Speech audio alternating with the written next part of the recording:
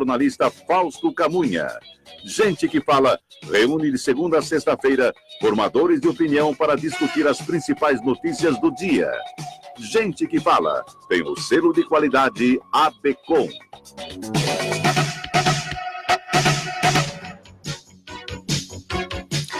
Olá, ouvinte, internauta, boa tarde, bem-vindo ao programa Gente que Fala. Eu sou o Mauro Friesman, nós estamos na Rádio Trianon AM 740 de São Paulo e também na Rádio Universal AM 810 de Santos. Você nos assiste pelas redes sociais, no Instagram, @programa Gente que Fala, e na nossa fanpage, facebook.com/programa Gente que Fala. Visite o nosso blog, gentequefala.com.br, e participe também pelos telefones 3289-3580 e 5052-5555. Eu apresento agora os nossos participantes do programa Gente que Fala de hoje. Aqui à minha esquerda, para você que nos vê pela rede social, a cardiologista a doutora Nicole Queiroz. Seja bem-vinda. Boa tarde, muito obrigada.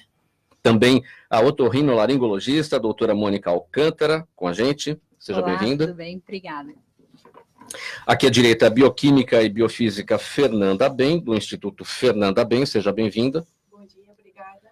E ainda o empresário Felipe Ventura, voluntário da ACD e também embaixador do Teleton. Seja bem-vindo a esse programa Gente que Fala, Felipe. Bom dia, é um prazer estar aqui. Bom, vamos lá. Olha, gente, dia 26 de abril, na próxima sexta-feira, celebra-se o Dia Mundial do Combate à Hipertensão. É uma data para lembrar a importância de manter a pressão sanguínea sob controle. Segundo o Ministério da Saúde, 1 em cada 4 brasileiros adultos tem hipertensão. A doença tende a aumentar com a idade e é um dos principais fatores de risco para a ocorrência do acidente vascular cerebral, que é o AVC, infarto, aneurisma arterial e insuficiência cardíaca e renal. Doutora Nicole, este número, 1 para cada 4 brasileiros adultos com hipertensão, ou seja, 25%. Isso. Está dentro do que a OMS espera na comparação com os demais países? Como é que esse número aparece? Na verdade, a gente ainda tem um número elevado e costumamos dizer que costumamos falar em livros de 30%, né? E é um número ainda que eu ainda acho que não é só isso, temos mais, temos muito dificuldade do diagnóstico, porque não é todo mundo que vai em consulta, que faz a prevenção, que afere a pressão de forma correta.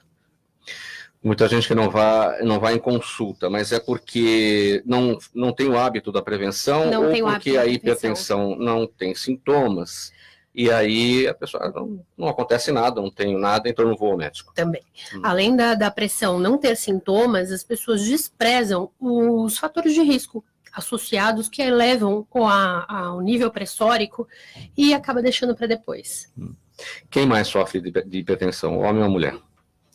Depende. Na verdade, na fase de menopausa, a mulher está desprotegida. Durante a gestação, enquanto ela está no período fértil, ela tem uma proteção pelos hormônios femininos. Mas, realmente, mulheres têm mais risco quando estão fora dessa fase. Doutora Mônica, que relação a gente pode encontrar entre hipertensão e os problemas da sua área, relacionados ao ouvido, nariz e garganta? A gente consegue perceber alguma coisa nessas áreas que podem indicar que há um problema de pressão alta? Sabe que antes de falar, até responder sua pergunta, a Nicole falou para a gente sobre falta de diagnóstico, e foi muito interessante que a gente está agora na campanha da tontura, né? Nós estamos na Semana da Tontura. E foi feito um trabalho perguntando ativamente para as pessoas quem teve ou tem tontura. E a gente encontrou um número assustador de 40% da população estudada. E acontece exatamente isso. Na verdade, é uma falta de procura, por desconhecimento, e muitos casos não são diagnosticados. E até fazendo um link com o que ela estava falando de hipertensão, nessa parte cardiológica, um dos grandes motivos da gente estar fazendo essa campanha de tontura é a gente começar a conscientizar as pessoas que tontura não é uma doença. A tontura pode ser sintoma de alguma outra doença, que se não for diagnosticada, pode ser algo eventualmente muito mais grave e, nesse caso que a gente está falando, muitas doenças cardiológicas, que eu acho que a Nicole pode até dizer para a gente melhor do que eu. Concordo plenamente. As pessoas costumam julgar a tontura como se fosse uma crise de piti, né, doutora? A gente escuta isso como se fosse uma ansiedade, uma bobagem, vou deixar para lá. Ou labirintite, que eu acho que a senhora já recebeu muitos colegas nossos mandando, dizendo que o paciente tem labirintite. E muitas vezes bate em mim, porque eu, além de cardio, atendo clínica médica, e eu escuto essa queixa sempre. Eu tive uma tonturinha, mas deixa para lá. Eu costumo trabalhar junto com o otorrino, porque a gente sabe dos fatores importantes daqui do nariz, garganta e ouvido, que pode aumentar a pressão do paciente, sim. Mas a gente vê que não é hábito comum, não. Doutora Mônica, aquele apitinho dentro do ouvido, que às vezes acontece, pode ser sinal de pressão alta? Aquele apitinho pode ser sinal de pressão alta, como pode ser sinal de muitas outras coisas. As pessoas, às vezes, se apegam ao barulho, ao apitinho, e elas esquecem que atrás do apitinho tem toda uma orelha lá dentro que pode estar sendo afetada por outros fatores glicêmicos, cardiológicos e até alguns casos mais raros, mas casos tumorais, que podem levar à perda de audição e ao barulhinho. Fernanda, você é bioquímica, biofísica, como é que esse problema da hipertensão se relaciona com essas duas áreas? Então, o meu foco sempre é tratar o terreno biológico, né? Então, eu identifico quais são os campos interferentes que o paciente tem e, identificando esses campos interferentes, eu uso meios para tirar esses campos interferentes para dar uma condição melhor para o corpo do paciente se reestabelecer, seja um tratamento cardiológico, seja um tratamento do otorrino. Então, por exemplo, ela estava falando do apito. Meu marido, ele ouvia esse apito, ele começou com muita tontura, desmaiando, ele estava com um neurinoma, que era, ele teve um hepatocarcinoma grau 4, que evoluiu para um neurinoma, né, e ele não tinha um tratamento que ele pudesse fazer na medicina convencional. Não o que é um neurinoma? É um tumor, né, e um hepatocarcinoma é um câncer num estágio muito avançado. E como nós não tivemos opções de tratamento para ele, a gente teve que tratar o terreno biológico, que é eliminar os campos interferentes e dar condição para o corpo se restabelecer. Porque a opção que ele tinha, como ele já tinha metástase, era um transplante hepático, que ele não quis fazer. Ele tem doutorado em sequenciamento genético tumoral, ele sabia qual era o prognóstico da doença, ele não quis. Então, as opções que a gente teve foi limpar o terreno e trabalhar com outras ferramentas, né? Então, por exemplo, tira toxinas do corpo para melhorar o sistema imunológico, pois essas toxinas competem com os minerais, que o sistema imunológico é dependente. Tira contaminações parasitárias, fúngicas, virais, sobra energia para o sistema imunológico se recuperar. Entende? Tira, por exemplo, glicose, que tem muitos estudos que comparam que tumores usam muito de glicose. Tira o suprimento de glicose do corpo. Sistema dá muito oxigênio para esse sistema, para o corpo. E o corpo dele se recuperou. Mas, sempre, no caso dele, ele não teve o que fazer na medicina tradicional. Mas eu sempre já trabalhei com muitos pacientes, hoje eu só dou aula, não atendo mais, sempre foi nessa integração. Eu deixo o terreno melhor, integrando com cardiologista, com endócrino. Agora não estou mais em Curitiba, mas eu tinha uma clínica médica em Curitiba que tinha várias especialidades de profissionais trabalhando nessa clínica, e sempre foi um trabalho integrado. Melhora a condição do corpo, para a nutricionista ter uma ação melhor no trabalho dela, para a geriatra ter um resultado melhor no trabalho dela. O corpo responde melhor aos estímulos. É como se um dos campos interferentes. Quais são esses campos interferentes? Alimento que rouba energia, por exemplo, o nosso corpo, ele não é um alimento processado. O corpo gasta energia para se defender desse alimento processado. Então, a gente dá alimentos mais vivos, mais orgânicos para esse paciente. A emoção, né? Por exemplo, a família, um campo interferente, uma briga com a família, uma situação mal resolvida. O corpo gasta energia para se defender disso. Então, vamos ter consciência e tentar tratar esse campo interferente. São vários. poluição, toxina, parasitas, alimento, são vários. E eu trabalho nisso, na integração da bioquímica e bioquímica para limpar o terreno. Sim, Felipe, você é do ramo óptico, você é empresário do ramo óptico, vamos voltar na questão da hipertensão. Como é que as coisas se relacionam, a hipertensão com essa questão da visão também? A gente consegue perceber um problema de hipertensão a partir de problemas na visão? A gente na loja sempre recebe pessoas com vários tipos de doença que, devido à doença, precisam usar óculos, né? Alguns com graus que nunca usaram graus, têm uma idade super avançada e viram míope, ou seja, começam a não enxergar de longe. Ou através pela idade, começam a não enxergar de perto. Então, acho que esse mundo da medicina acaba tudo sendo meio incluído e meio junto em todas as áreas. E acho que, como elas falaram, o mais importante de tudo é sempre a prevenção, né? Eu engajado nesse terceiro setor, junto com a ACD, enfim, a gente percebe que, a partir do momento que as pessoas entendem o problema que elas vão ter no futuro, elas começam a se mobilizar bem antes de precisar procurar um médico, né? Então, acho que a prevenção é o começo de tudo do zero ali, né? Sim, bom, doutora Nicole, para a gente fechar esse assunto, então, dia 26, sexta-feira, é o Dia Mundial de Combate à Hipertensão. O que está previsto em termos de conscientização para a população na área da saúde pública? Realmente, a prevenção e o controle dos fatores de risco, não só educando os médicos, como a população. Lembrando sempre da prática de atividade física, controle do peso, controle de níveis glicêmicos e de controle de perfil lipídico, de gordura, atividade física e combate ao tabagismo.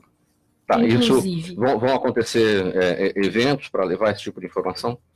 Na verdade, isso acontece, tem que acontecer também todos os dias. Mas, assim, é um dia especial para chamar a atenção. Sim, a Sociedade Brasileira de Cardiologia faz abordagem desse tema e vai ter múltiplos eventos a respeito. A Associação de Otorrinolaringologia e Cirurgia Cérvico-Facial vem promovendo uma campanha com o slogan "Tontura é coisa séria", alertando a população de que esse sintoma precisa ser corretamente investigado. Segundo especialistas, a tontura não deve ser subestimada, pois pode ser sinal de doenças cardiovasculares, neurológicas, nutricionais, metabólicas, tumorais e até de AVC, o acidente vascular cerebral. Bom, doutora Mônica, você já estava falando disso no nosso assunto anterior. Existem tonturas e tonturas. Como é que a gente pode definir o que é mais grave e o que é uma coisa simples e que a gente pode se despreocupar?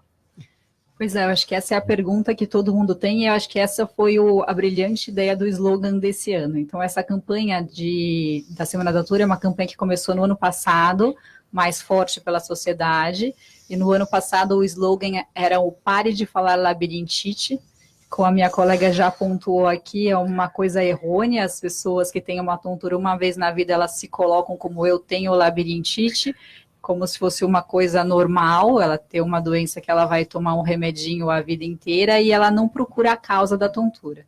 E esse ano, a abordagem foi do "tontura é coisa séria". Quando nós fizemos a abordagem no ano passado, a gente fez uma abordagem mais voltada para a população, mesmo para conscientizar mesmo da importância de não se dizer labirintite, começar a ir atrás da causa da tontura. Muitas pessoas, inclusive quando foi feita o evento na Avenida Paulista, nos procuraram contando histórias pessoais de que tinham sido feito o diagnóstico inicial, às vezes por elas próprias, de labirintite, e com o tempo foram descobertos tumores, AVCs, alterações graves que poderiam ter sido diagnosticadas antes, se elas mesmas tivessem tido essa consciência. E eu acho que até por isso a sociedade se motivou a fazer essa "tontura é coisa séria".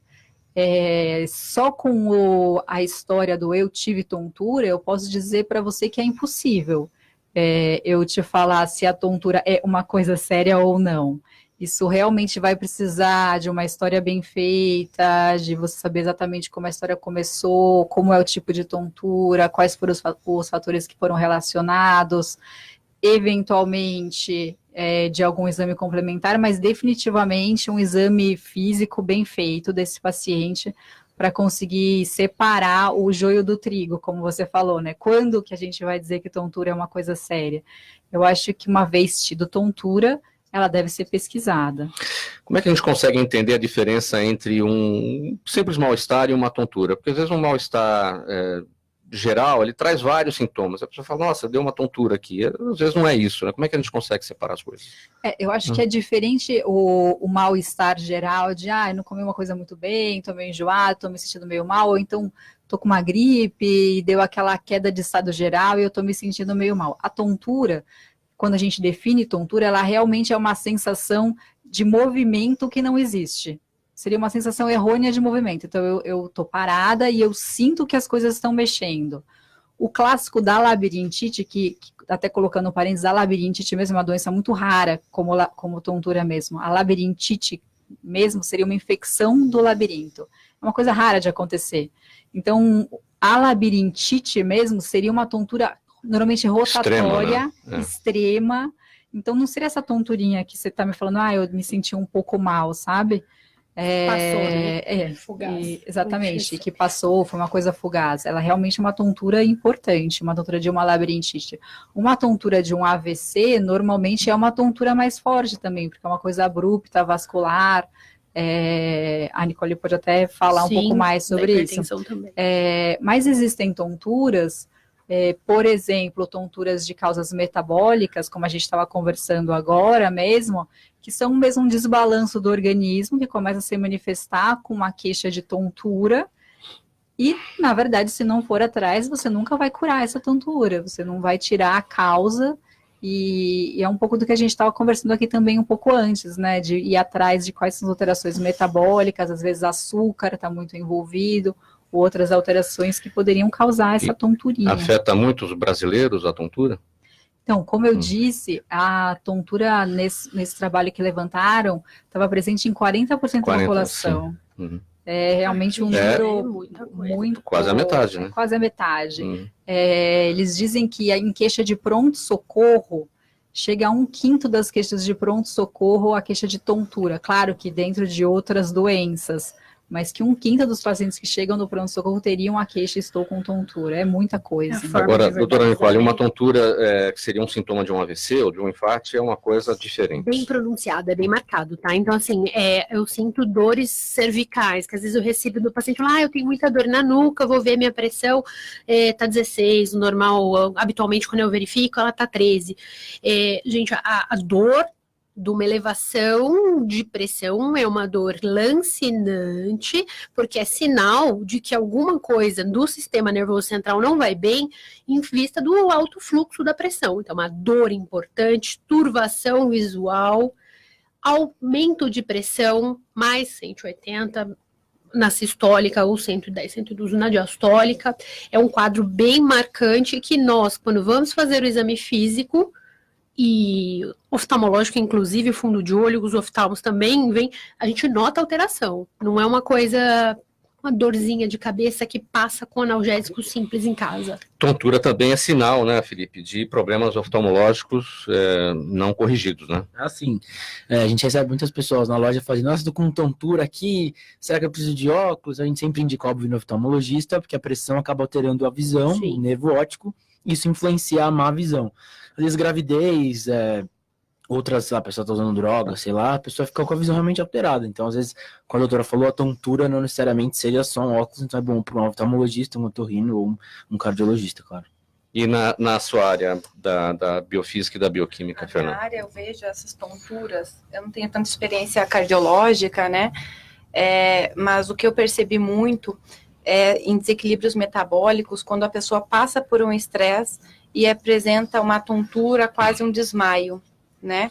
Então, isso, geralmente, o que eu percebia eram alterações nos níveis de cortisol desses pacientes, que quando esse paciente está com um nível de cortisol muito baixo, tem um estresse, cai ainda mais, e esse paciente começa a ter esse sintoma, né? Mas eu acho que qualquer sintoma é o corpo falando, tem algo errado, então aproveite esta oportunidade para chegar à causa do seu problema, né? Então, dor é um sintoma, tontura é um sintoma, né? Então, procurar algum especialista, o ideal seria um bom clínico geral que tivesse essa visão integrada, que ele direcionasse esse paciente, né?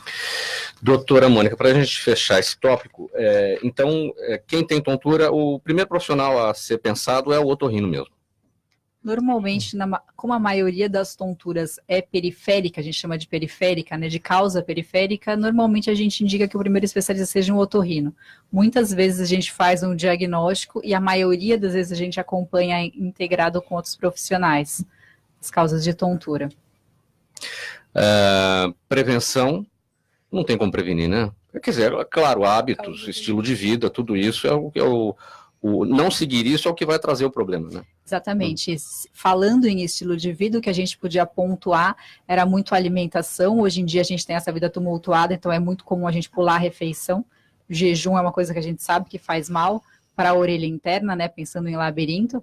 E uma outra coisa que a gente fala bastante é do excesso de cafeína. Então, em termos de estilo de vida, essas duas coisas são bem pontuadas. Então, café, chocolate, chá, refrigerantes, coisas que a gente realmente sabe que podem causar uma irritação. Então, estilo de vida como então, na época, né? Tá Claro. todo mundo de ovo de Páscoa até a orelha, né? Até o ouvido. Bom, vamos lá. A zeólita ou zeolita é um mineral de origem vulcânica que vem sendo muito comentado por seu uso nos processos de desintoxicação. Segundo seus defensores, após ingerido, atua como um ímã, atraindo as toxinas do corpo e prendendo-as à estrutura molecular, expelindo-as como resíduos horas depois. Seu uso, porém, deve ser controlado para evitar efeitos colaterais como a desidratação, entre outros. Eu falei aqui propositadamente ou propositalmente no masculino, comentado, ingerido, porque é um mineral, não é isso, Fernanda? É um mineral. Então, a zeólita ela é um mineral vulcânico e ela é toda porosa. E ela é carregada com íons negativos. Como ela é carregada com esses íons negativos, ela tem uma característica, uma peculiaridade de absorver essas toxinas, que quanto mais tóxica, maior a carga positiva. Então, por exemplo, o alumínio, que tem carga positiva, e essas outras toxinas. Então, quando você ingere a zeólita, uma das melhores ferramentas que a gente tem para desintoxicação. Quando você ingere a zeólita em jejum pela manhã, aquelas toxinas que o papel do intestino é filtrar o que entra e o que fica para ser eliminado pelas fezes. Só que esses hábitos alimentares, esse intestino está poroso, inflamado, e acaba, digamos que, vazando muita toxina para a linfa, sistema sanguíneo, né? E a zeólita, o que o intestino consegue filtrar, que fica na membrana do intestino, né, na luz intestinal para ser eliminado com as fezes, a zeólita ajuda a absorver essas toxinas e melhorar o detox do paciente. Então, tem muitos estudos que comprovam em nível sérico de alumínio alterado, que altera a testosterona, que altera a pressão arterial, em níveis de mercúrio, que altera a função hepática, de cádmio, que altera a função imunológica, porque compete com o zinco, por exemplo.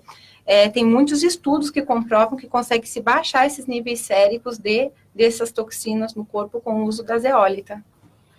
E como é que é isso? Isso é um comprimido?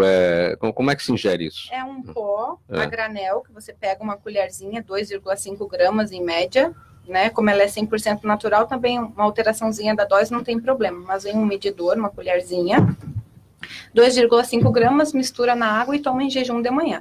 Pode-se tomar qualquer horário do dia, mas sempre é indicado tomar pela manhã, porque pela manhã é uma quantidade maior de toxinas na membrana do sistema gastrointestinal. Indicação médica para ingerir esse mineral? Tem muitos, ela é usada há muitos anos. Porque qualquer pessoa pode ingerir? Qualquer pessoa, não tem uma contraindicação da zeólita. Tem uma contraindicação você ingerir uma quantidade elevada dela, né? Que como ela tem essa capacidade de absorver, ela pode também absorver a água. Então, quando você usa... Por isso está dito aqui, um dos efeitos colaterais é a desidratação. Isso se você tomar uma quantidade muito, muito elevada, né? Tipo, colheres de zeólita, mas não essa dose indicada, que é uma quantidade bem pequena. É diurético. Ele não é um diurético. As pessoas relatam que elas desincham, porque desinflama. Porque como a zeólita ela começa a atrair essas toxinas, você descongestiona o fígado e, consequentemente, o rim. Então, o seu sistema hepático começa a melhorar, o sistema renal começa a melhorar, e sim, você desinflama, você desincha. Mas não que ela tenha o efeito diurético. É só como consequência. Agora, você falou instantes atrás no programa sobre o problema de saúde do seu marido, sim, de câncer. Você tratou o seu marido com zeólita? Então, o processo do meu marido ocorreu faz uns 2 anos atrás, e na época não foi a zeólita, eu descobri a zeólita depois. Mas, por exemplo, em uma pesquisa, 80% dos cães de diversos tipos de cânceres se curaram 100% de todos os tipos de cânceres que eles tinham com a zeólita. Isso é estudo científico, comprovação. Durante o processo oncológico do meu marido, eu procurei, só que a zeólita ela não tinha no Brasil, tinha uma zeólita na Alemanha, e ano passado eu encontrei uma pessoa que tinha essa zeólita aqui no Brasil, que é um paciente que usou a zeólita após um tratamento oncológico de 20 anos atrás, para neutralizar a radiação, porque essa pessoa fez um tratamento convencional com quimioterapia, radioterapia, há 20 anos atrás, e ela perdeu a audição de um ouvido, também até hoje ela ouve um zumbido, né, tem esse efeito colateral, que não conseguiu reverter, e como essa pessoa, ele é um suíço, né, morou na Alemanha tinha a zeólita, ele descobriu a zeólita para neutralizar os efeitos colaterais da radiação, do excesso de radioterapia que ele havia feito, porque a zeólita, ela foi usada em Chernobyl, Nagasaki, para neutralizar o excesso da radiação das pessoas que se contaminaram. Então, a zeólita, ela vem sendo muito estudada há muitos anos, só que não aqui no Brasil, na Europa, Alemanha, né, e então eu já tinha ficado sabendo, descobri essa pessoa e fui atrás, e desde então que a gente faz uso, eu, meus familiares, meu marido. Existe um caso oncológico de uma pessoa que foi morrer em casa, uma senhora que não tinha mais o que fazer pelo tratamento, ela não tinha condição financeira nenhuma, só foi com uma zeólita, e ela está viva faz quase 1 ano, só com a zeólita. Então tem depoimento dessa pessoa, né? Então, assim, meu marido não fez esse tratamento, ele não foi com a zeólita, ele se curou antes de começar a tomar, mas foi por ele que eu fui buscar, entendeu? Dadas as vantagens todas que você relatou a respeito da zeólita, por que não existem pesquisas no Brasil a respeito dela? Existem, né, inclusive... Falou que só na Europa, em alguns países da Europa? Então, assim, na verdade, tem muitos artigos, por exemplo, se você coloca zeólita e câncer no Google acadêmico, você vê 34 mil estudos, né, e não é pouco. Então, tem muitos estudos relacionando zeólita, metais e oncologia, né, fora do país, mas tem aquela história, né, que a zeólita é um mineral, o tratamento para 40 dias custa nem R$50, então não existe um tamanho interesse, né, não tem como patentear, porque veio da natureza, então tem uma história aí, né, não é tão falado da zeólita. Eu e 2 pessoas, a gente está bancando estudos, né, particulares aqui no Brasil, para comprovar que ela não tem efeito colateral e que ela sim retira metais tóxicos. Isso está ocorrendo na Anvisa, né? Sim, estudos paralelos e com universidade. Vocês já tinham ouvido falar, doutora Mônica e doutora Nicole, vocês que são da área médica, dessa Não, na verdade, nunca tinha ouvido substância? falar, achei bem interessante. Também gostei do tema, vou estudar, porque eu realmente não conheço. Uhum. Mas não é um produto que se encontre facilmente. Você falou de estudos ainda da Anvisa, ou seja, tem muita coisa para acontecer para que seja liberada a comercialização. A zeólita é um suplemento mineral. Então, ela é liberada, como ela é natural, ela não tem um risco, não é um produto grau 2.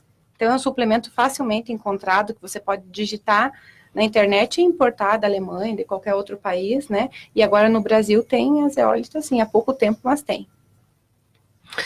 Bom, aqui no programa Gente que Fala, agora nós vamos bater um papo por telefone com a doutora Selmara Catalano. Ela é dermatologista do Hospital da Pele. Boa tarde, doutora Selmara. Boa tarde, Mauro, tudo bem? Tudo bem. Boa tarde a todos aí também. Tudo bem. Hoje o nosso tema aqui é psoríase. Por mais que a gente ouça, muita gente fala a respeito, a pergunta é sempre a básica, né? O que é a psoríase?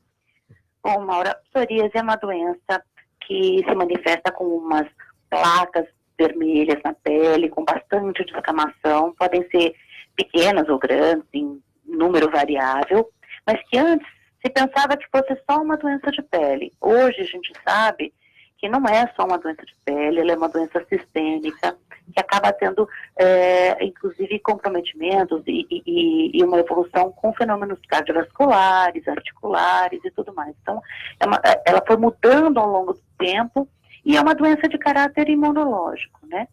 Então, ela pode se manifestar de várias maneiras, mas o quadro cutâneo, sem dúvida, é o mais visível, logicamente, e o mais comum. A consequência dela é cutânea, mas a causa, né, justamente se achava que era uma situação dermatológica, mas não é, de fundo emocional. A história do fundo emocional, assim, não se sabe exatamente por que mecanismo, sabe, Mauro? A gente sabe que existe um componente emocional, que, aliás, é muito compreensível, fica até difícil saber o que veio antes, né? O ovo ou a galinha, né? Você tem um monte de lesões que são aparentes, são visíveis, e esse é o grande problema de doenças da pele, porque elas são visíveis, né? Você pode ter uma coisa que ninguém vê, ninguém te pergunta nada, mas se você tiver uma pintinha no nariz, todo mundo vai te perguntar a respeito dela, né? Então, é uma doença inflamatória, ela não é uma doença contagiosa, mas herda-se uma predisposição, né, com componente genético, e a gente sabe que os fenômenos, assim, emocionais podem piorar e podem exacerbar a quantidade, o quadro cutâneo e a quantidade de lesões, né? Por conta desse vai e vem, essa é a maior dificuldade do paciente com psoríase? A dificuldade do paciente de psoríase tem esses altos e baixos, né, da evolução na história da doença. Ela evolui também com surtos, né, ao longo da sua evolução, do tempo, e ela cria muito problema, assim, de relacionamento de trabalho, relacionamento familiar, porque é uma coisa, acaba deixando um rótulo, né, uma pecha nessa pessoa. Pode ser que a pessoa não receba um abraço, porque alguém que não sabe o que pensa que pode pegar, ou alguma coisa assim. Então, o componente emocional, se ele não existia antes, ele passa a existir a partir dessa manifestação cutânea importante que ela tem. Agora, ela tem repercussões, como eu te falei, articulares, existem formas articulares, existem fenômenos cardiovasculares, os riscos de doença cardiovascular nesses pacientes também estão aumentados, e às vezes o próprio tratamento, porque o tratamento, ele pode ser desde um cremezinho, uma pomada que a gente use para uma lesão localizada, até medicamentos imunossupressores, para os casos mais importantes, o paciente fica completamente tomado, né, a gente chama de eritrodermia esfoliativa, e com comprometimento de dor e de limitação mesmo de movimentação por causa desse comprometimento articular e, eventualmente, obesidade, diabetes, que acabam cursando e surgindo ao longo da evolução da doença. Doutora Silmara, deixa eu colocar a doutora Nicole também na conversa, porque ela é cardiologista, justamente tem muito caso. Real, estudo novo, boa tarde, Silmara. Boa tarde. Tudo bem, olha, real, gostei muito do que você falou, porque antes até saísse um estudo novo aí, não tem menos de 5 anos, mostrando realmente a correlação de maior risco de evento aterosclerótico, de placa em coronárias e em carótidas, com um evento realmente mais do que a gente imaginava. Então, tem sim uma correlação importante. O paciente que é portador de psoríase, ele não só é da cardiologia ou da dermato, é das duas, tem que ter maior atenção, tem que ter controle com os fatores de risco, exatamente como a doutora falou, tanto da glicemia quanto o peso, é importante sim, é real esse risco. Não, é muito importante, e a gente acaba vendo esses pacientes, sim, em conjunto com os colegas, com o reumatologista também, por conta dessa complexidade que o paciente, com qual ele se apresenta na evolução da doença, né? Hoje a gente tem alguns medicamentos biológicos que são modificadores da história natural da doença, vamos dizer assim, com um prognóstico bastante interessante, com uma melhoria muito importante, não só do quadro cutâneo, mas também da melhoria e da diminuição da probabilidade desses fenômenos cardiovasculares que acabam comprometendo esse paciente de uma forma mais importante, né? Pois é, doutora Silmara, o que tem de tratamento disponível para os casos mais extensos ou extremos? Então, para esses casos mais extremos, a gente começa, existe um protocolo, né? Geralmente a gente começa com imunossupressores, e em não respondendo a esses imunossupressores, hoje a gente tem medicamentos biológicos que são terapias, chamadas terapias-alvo, que são anti-interleucinas, né? Interleucina é um produto inflamatório, né? Uma parte da nossa cascata inflamatória, e a gente tem esses medicamentos agora que agem diretamente nessas partes envolvidas no desenvolvimento da doença, e isso que a doutora falou é muito importante. O paciente com psoríase, ele precisa de uma avaliação de pele, mas ele precisa de uma avaliação cardiovascular dessas comorbidades, para que ele seja visto de uma maneira mais abrangente e não que se fique só naquela história de ficar passando o creminho, porque ele vai evoluir de uma forma que não é o ideal para ele, né, com essas complicações todas. Então, ele tem que ser avaliado de forma clínica e completa desses fenômenos também, para esses, com a história da dislipidemia associada ao quadro, da obesidade, que a gente falou agora, né. Muito bem, doutora Selmara Catalano, dermatologista do Hospital da Pele, falando hoje aqui no programa Gente que Fala sobre psoríase. Obrigado pela participação. Eu é que agradeço pela oportunidade, obrigada pela ajuda também, viu? Tchau, até a próxima, doutora. A todos. Só para fechar esse tópico, doutora Nicole, então, bom, quem tem psoríase precisa ir mais vezes ao cardiologista. Essa frequência que a gente costuma ir anual, tem que ser imputada. Então, vamos individualizar o caso, né? Então, o paciente passou na dermato, fez o PASI, que é a forma que eles têm a classificação do acometimento. Lembrando que os estudos são novos e eu não tenho números para te dizer a correlação da extensão da doença com o fator de risco. É claro que uma doença inflamatória de maior extensão, ele vai expor o paciente a maior extensão. Então, se você faz o seu controle anual, eu acho que pelo menos se tiver tudo bem com o paciente da psoríase, a pressão tá boa, o peso tá legal, o perfil lipídico tá legal, glicemia legal, ok, volta em 6 meses, mas não tem ainda um consenso porque são estudos novos. Ok. Bom, e o que é preciso para realmente mudar o mundo? Para o Felipe Ventura, que está aqui com a gente, é preciso um engajamento direto de empresas e empresários em causas que sejam importantes para a sociedade, ou seja, olhar e ajudar o outro. Deste modo, Felipe já arrecadou mais de 5 milhões de reais para a ACD, fez palestras para mais de 85 mil estudantes e trabalhou em parceria com mais de 15 instituições de caridade e de manutenção do meio ambiente. Então, Felipe, o que é preciso realmente para mudar o mundo? É ser voluntário? É o caminho, o terceiro setor? Como é que você entrou nisso? Eu acho que o primeiro de tudo é se colocar no lugar do outro, né? Eu tenho 28 anos, mas essa minha caminhada no terceiro setor começou com 8. Eu estava assistindo aquela maratona que passa no SBT chamada Teleton, que ajuda fundos para ajudar a ACD, que é a Associação de Assistência à Criança Deficiente. E eu via na época o apelo do Silvio Santos e da Hebe Camargo para as pessoas doarem 5, 10 reais. Eu então tive vontade de doar um cofrinho de moedas, que era o que eu tinha em casa. Acabei parando, pedi para meus pais me levarem até o SBT. Por várias coincidências, parei no palco com o Silvio Santos e com a Hebe.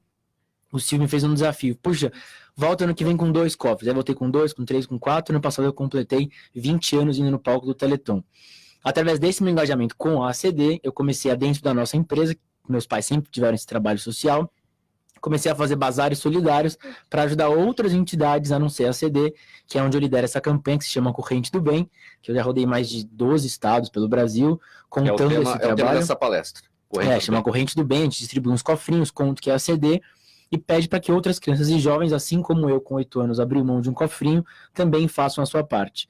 A gente fala que hoje na ACD existem, a maioria dos pacientes são pessoas que se tornaram deficientes, né? Então, antigamente as pessoas nasciam mais deficientes, hoje as pessoas por acidentes de carro, moto, bala perdida, prancha de surf, se tornam pacientes da ACD. Então a gente mostra que se colocando no lugar do outro é que a gente consegue sentir um pouquinho da dor daquelas mães e daqueles pacientes que às vezes passam praticamente a vida inteira dentro dos corredores da ACD, né? Bom, aqui são 85 mil estudantes que já assistiram a sua palestra, Corrente do Bem.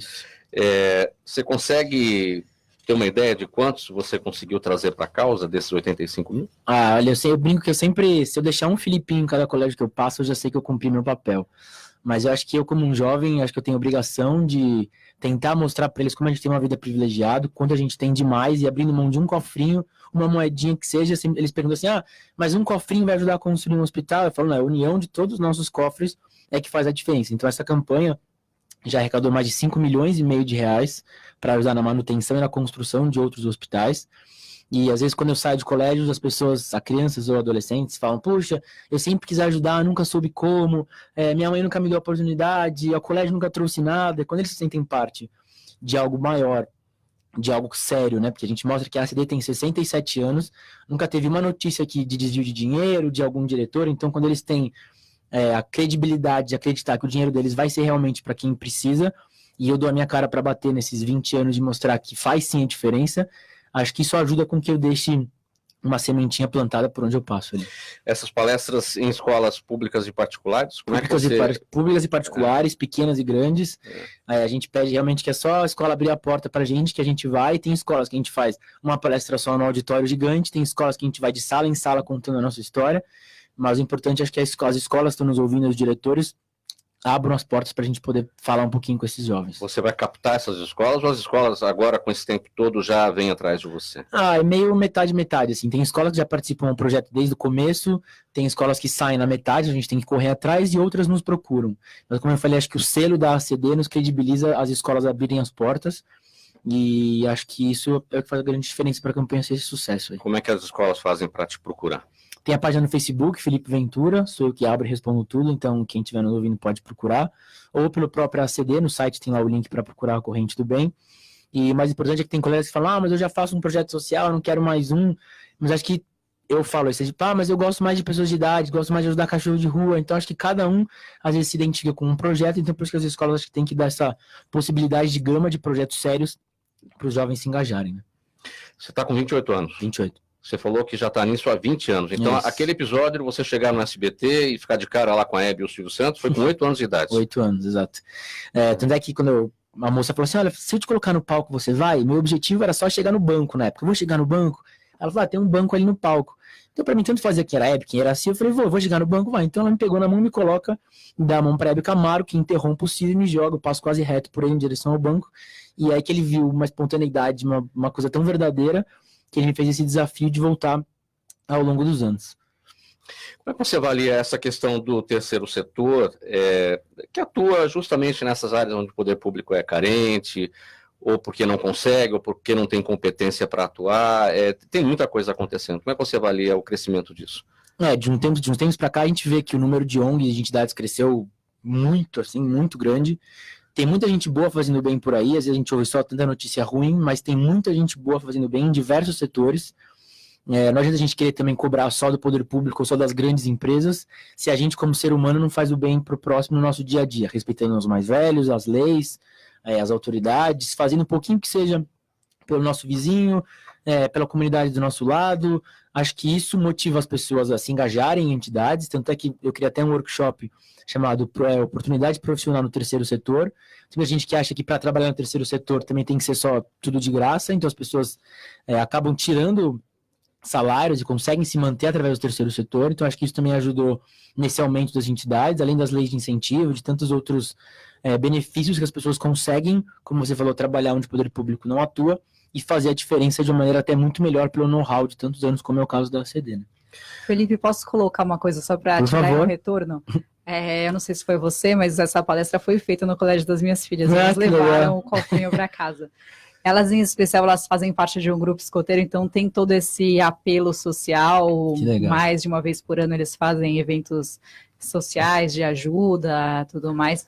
Mas elas levaram o cofrinho e eu falei para elas assim que mais bonito do que elas pedirem o dinheiro, elas fazerem esse dinheiro render. Então, na verdade, elas fizeram bombons, venderam os bombons, e venderam dizendo que o dinheiro arrecadado com os bombons era para a ACD. Então deixaram o cofrinho lá e venderam e falaram que o bombom não tinha preço, que as pessoas dessem o quanto elas achassem que o bombom valia para a ACD. Puxa. E elas rapidamente já encheram mais de um cofrinho e voltaram felizes. Então acho que é um retorno legal para você. E como mãe, eu sempre falo que às vezes tem colégios que a gente vai, que a criança chega na hora da entrega dos cofres, principalmente, a gente leva os pacientes da ACD e tal. E aí tem colégios que chegam a criança assim, ai, Felipe, tô tão triste. Eu falei, por quê? Ai, porque minha mãe disse que não precisava encher esse cofrinho, que às vezes tem mais irmãos, um cofrinho pros 3 dava, mas hoje aqui eu vendo as crianças, vendo você falar, puxa, quando eu posso fazer para ajudar mais? Então, acho que um exemplo de uma mãe, assim como os outros estão nos ouvindo, meus pais, se não fossem meus pais a me levarem até o SBT, se não fosse você a incentivá-las com toda a educação que você dá, acho que isso não seria possível. Então, mais do que a própria ação, como você falou, é a educação desde pequenininho de entender a importância nossa na sociedade, porque não adianta elas estarem um bem individual se a sociedade como um todo está num bem-estar horrível. Né? Eu também te vi, um parênteses, não só te vi, minha mãe me incentivou a ligar todo ano quando você ia com o cofrinho do ar para tirar da minha mesada também. Importante que eu te acompanhe, inclusive. Agradeço. É corrente do bem, isso faz bem ao coração, inclusive. Com certeza. Olha, e nessa corrente do bem, o Marcos de Pinheiro está engajado. Eu tenho uma pergunta aqui para você, Felipe. As entidades com as quais você colabora, tem algum projeto para detectar e operar a catarata? Sabe que especificamente com a catarata não. A gente, através da ótica, ajudou uma entidade de pessoas cegas, que quando eles iam na entrevista de emprego, eles iam com as roupas todas bagunçadas. Aí com camisa de bolinha, com calça xadrez, enfim. E aí a gente ajudou junto com uma outra amiga. Então ela pegou as camisas que combinavam com as calças e costurou um triângulo com um triângulo, uma bolinha com uma bolinha. Então as pessoas iam bem vestidas e a gente ajudou com os óculos, mas especificamente com a catarata não. Sim. Mônica, a Flávia de Perdizes, ela pergunta o seguinte: a poluição sonora do dia a dia, numa cidade como São Paulo, causa danos à audição e o que se pode fazer para evitar? Eu vou engatar uma outra questão aqui. É verdade que quem dirige tem geralmente um problema de audição no ouvido esquerdo por causa de vidro aberto e tem um barulho de fora que acaba levando a isso? Bom, nível de ruído é uma coisa bem complicada, assim, não é uma coisa tão simples. Então, o nível de ruído, ele não é só o grau do ruído, ele é o grau do ruído pelo tempo de exposição. Então, se a gente falar um som tipo uma britadeira, é um som que em minutos pode causar alguma lesão, até uma lesão irreversível. Se a gente falar um barulho trânsito, claro que esse barulho vai variar, mas sempre é uma questão de exposição. Então, respondendo a pergunta dela, o barulho de São Paulo poderia causar? Então, depende do grau de ruído e depende do grau de exposição a isso. Então, existem várias tabelas, é uma coisa muito bem estudada isso, não é uma coisa simples. Tanto que a gente hoje tem uma conscientização de que os trabalhadores que trabalham com ruído têm necessidade de usar protetores auriculares e tudo mais. E aí, engatando com a sua pergunta, o negócio dos trabalhadores, é uma coisa que a gente via muito em caminhoneiros. Né? Não nós que ficamos um tempo menor em carro, mas aquelas pessoas que realmente ficavam muito tempo, começavam a ter perturbações que eram assimétricas. E aí o interessante é que nem sempre a perda de audição maior era a do lado de fora, lado do trânsito. Tinham aqueles ônibus e caminhões em que o motor ficava no meio. E eles começavam a ter a perda de audição, na verdade, do lado de dentro do carro. Do lado direito. São os motoristas de ônibus cujo motor é dentro do próprio veículo. Exatamente. Ali, né? Então, na verdade, respondendo a pergunta dela, é isso. Na verdade, precisa saber o grau de ruído, a intensidade do ruído e o tempo de exposição, para assim saber se isso daí seria benéfico ou maléfico ou não. Bom, acho que o grande exemplo, não dá para escapar dessa pergunta, e o fone de ouvido? Porque você vai em todo lugar, é no ônibus, é no metrô, é andando a pé na rua, tá todo mundo de fone de ouvido e nem se sabe a que altura, né? Isso definitivamente é uma coisa que a gente já tem falado há muito tempo.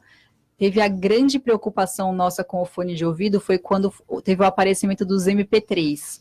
Então, o que acontecia? Quando a gente tinha aquela música que era tocada no vinil, que era aquela música que hoje eles entendem como uma música perfeita, com todas as notas, uma qualidade musical muito melhor, essa música era como ela fosse mais distribuída dentro do nosso órgão de audição da cóclea. A partir do momento que a gente começou a fazer com que as músicas ficassem como se fossem reduzidas a pequenos arquivos... A cóclea é o osso do... A cóclea é o órgão da audição, o órgão da audição. E essa qualidade musical também ficou prejudicada. E na hora dessa qualidade ficar prejudicada, eventualmente um ou outro local da cóclea é como se aquele local ficasse mais estimulado e, portanto, você precisa aumentar um pouquinho mais o volume para você entender também. Nessa de aumentar o volume, você corre um risco maior de ter lesão. Então, isso é muito falado, é óbvio que ficar com o fone de ouvido com uma intensidade maior cai naquilo que a gente falou, cai no intensidade grande com um tempo maior. Isso sem falar naquelas irritações, naquelas infecções do fone de ouvido compartilhado, emprestado de um para outro, não higienizado, também acontece muito isso. Isso também. A gente fala muito de ruído quando chega a época de carnaval. Então, a época de carnaval é a época que a gente mais fala de ruído e mais fala da possibilidade de perda de audição por barulho. Então, sempre orientar o fone de ouvido, não coloca numa intensidade muito alta, vai ter exposição a algum ambiente barulhento, um show, uma festa, um carnaval, alguma coisa, procura ficar longe da caixa de som. Então, alguns cuidados que são pequenos e evitam alguma perda que às vezes pode ser até irreversível, vale a pena. Fernanda, Marta de Santo André pergunta, quais as consequências para o organismo da ingestão de maionese estragada? Maionese estragada? Então, se eu tenho uma maionese estragada, eu tenho uma proliferação de fungo, de bactéria, né, nesse produto. Porque quando eu tenho um produto industrializado, eu tenho gordura, tenho carboidrato, é um produto alimentício. Não é um alimento, é um produto alimentício. O que faz com que esse produto não estrague é um conservante, que é um veneno para bactérias, fungos, ok?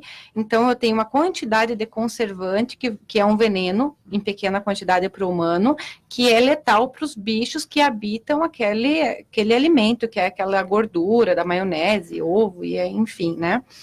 Então, quando você ingere essa maionese, que está estragada, esse conservante ele não foi o suficiente, você tem uma proliferação desses bichos, né, dessas bactérias nesse alimento. Então, eu imagino que quando você ingira essa bactéria, né, ela entra lá no seu estômago, vai sofrer digestão, vai para o intestino, o sistema imunológico vai ter que ter uma ação para se livrar desse alimento estragado, que geralmente ele vai querer eliminar, ou por uma diarreia, para eliminar o mais rápido possível, ou pelo vômito, né? Então, você vai ter uma hiperação do sistema imunológico para se livrar desse agente agressor, que no caso é um alimento estragado. Sim. Doutora Nicole, o Jaime de Jardim Bonfilholi, aquela preocupação sempre, né? O tema da reposição hormonal. Ele quer saber se pode aumentar o risco de problemas cardiológicos, a reposição hormonal. Pode. Na verdade, sim. Na verdade, a reposição hormonal tão simples, é um assunto amplo que eu não posso individualizar, porque eu aumento o risco de tudo, inclusive de proliferação de células cancerígenas. Quando eu altero a funcionalidade do meu organismo, eu aumento, sim, o risco de aumento de pressão e de alterações do perfil lipídico e glicemia, que são fatores marcados para desfecho cardiovascular ruim. O que é um lipídico? O triglicérides e o colesterol, aquilo que a gente sai já com o ouvido quente da consulta do cardiologista ou do clínico, do médico, quando vai embora, olha, seu triglicérides não tá legal, seu colesterol tá na lua. E toda vez eu escuto assim, não, mas eu não como nada disso, olha só, eu tô magrinho, eu tô comendo tão pouquinho. Aí você fica olhando, mas e aquele pãozinho? E aquela beliscada naquele bolo? Mas é tão pequenininho, doutor, ó, tapioca, eu comi um pouquinho, mas quanto? E o que vai dentro? Então, o problema são os fatores que agregam, entendeu? A gente não pode ser tão simplista quando a gente vai falar de saúde. Sim e não, talvez às vezes não caiba. A Nicole também, para a doutora Nicole, a Selma para a doutora Nicole, a hipertensão tem algum componente genético ou hereditário? Acho que ela quer também saber aqui se tem mais a ver com o estilo de vida ou mais com a genética e o hereditário. Hipertensão é uma doença multifatorial e sim, ela tem. Toda vez que vai em consulta e a gente vê um nível que é limítrofe, gente, lembrando que o nível limítrofe fica entre a pressão sistólica entre 120 e 140 e a diastólica entre 80 e 90, então aquele 13/8, 13/85, que a gente já faz a primeira cara feia, o paciente fica bravo, fala, não, eu vim andando, eu comi demais, ele já me levanta as duas orelhinhas para perguntar, e sua mãe e seu pai tinham pressão alta? Porque eu sei que há aumento, sim, de desenvolver a doença, a hipertensão no futuro próximo. A hipertensão, ela pode acontecer em crianças? Sim, pode acontecer, que são as causas secundárias. Outras alterações, por exemplo, feocromocitoma, coartação de aorta, estenose de artéria renal e essas coisas a gente pega no exame físico. Os pediatras são orientados a, pelo menos uma vez a cada 2 anos nas crianças, a verificar a pressão das crianças, sim, faz parte do exame físico. O ideal não é nem 12/8, já é 11/7. Nossa campanha da Sociedade Brasileira é eu sou 12/8, então assim, os níveis que a gente gosta é 12/8. Antes dizia que ele 13/8 era o limítrofe, que talvez médicos da minha idade ainda usem, lembre-se dessa classificação, mas desde o ano passado a gente mudou e fala que ela é pré-hipertensão. Bom, gente, vamos encerrar. O programa já está com o tempo quase que esgotado. Sua palavra final, doutora Nicole. Importante a gente manter o foco na qualidade de vida, gente. Abandono de hábitos como tabagismo, alimentação compulsiva para se confortar por qualquer outra coisa que te desagrada, te desabona, comer sem pensar, só no momento, não fazer o exercício, ingesta de bebida alcoólica, fugir do médico, não fazer a sua prevenção, pode trazer danos. Doutora Mônica, sua palavra. Queria lembrar vocês, então, a gente está na semana da tontura, vamos prevenir isso, saber que, como a Nicole colocou, a qualidade de vida é a primeira coisa e valorizar a tontura não como sintoma e não como doença. Fernanda. A minha frase é descascar mais e desembalar menos, né? E ficar de olho em quais são os campos interferentes que roubam a sua saúde, desde alimento, toxinas e emoções. Felipe. Todos que estão nos ouvindo, principalmente aos jovens, vamos sair da nossa zona de conforto e colocar a mão na massa para ajudar o mundo aí. Abraço. Muito bem. Os participantes do programa Gente que Fala de hoje, a cardiologista Nicole Queiroz, a otorrino Mônica Alcântara, a bioquímica e biofísica Fernanda Ben, o empresário Felipe Ventura. Muito obrigado a todos pela participação. Na mesa de som, o Cléo Rodrigues, apresentação minha, Mauro Frisman, diretora de produção Zenilda Salvato, direção-geral do jornalista Fausto Camunha. Do outro lado, você, internauta, a razão da nossa presença aqui. Fique agora com o programa Caio Sorriso Show. Até amanhã com mais um programa Gente que Fala. Tchau, tchau.